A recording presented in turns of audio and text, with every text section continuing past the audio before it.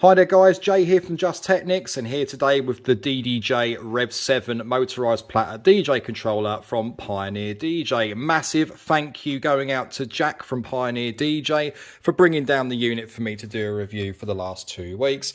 So, it's Pioneer's first take on the motorised platter. It is definitely a 10 out of 10 for me in terms of effort. We'll go that far. It's got what you'd class as a top of the range scratch mixer with a Magfell Pro fader built into the unit, and you've got a motorised platter on either side. So where could they go wrong with this? It's really, really good. So we're going to start off with the cons on this unit. The problems that I found with this over the last 2 weeks of having this unit lent to me by Jack at Pioneer DJ.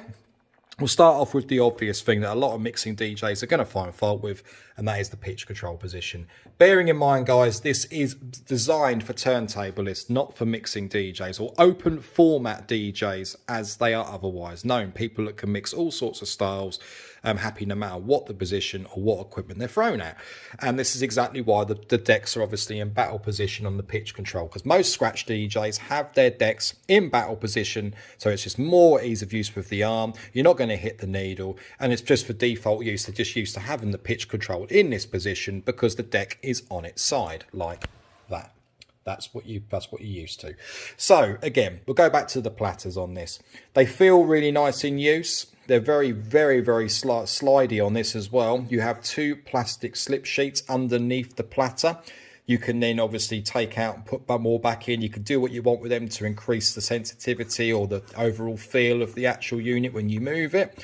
The platter itself doesn't stop when you apply minimal pressure. It's not jolting or anything. It feels nice during use. Mixing DJs are going to have a bit of trouble with the fact that there's no spindle. I mean, if you're used to pushing a spindle, that's going to be the bugbear for you. But like I say, it's a controller, so don't expect everything. You've got pitch bend buttons here if you prefer to use that. So if you want to speed it up, either stab the record with your fingers or use the pitch bend button. It's extremely accurate. It's very, very sensitive, and that'll do the job in no time whatsoever. To slow your track down, run your fingers down the side of the platter. It acts just like a normal turntable, and you'll have no issues there whatsoever. So the first con, pitch control. Second con is the fact that there's no spindle, but it's a controller, right?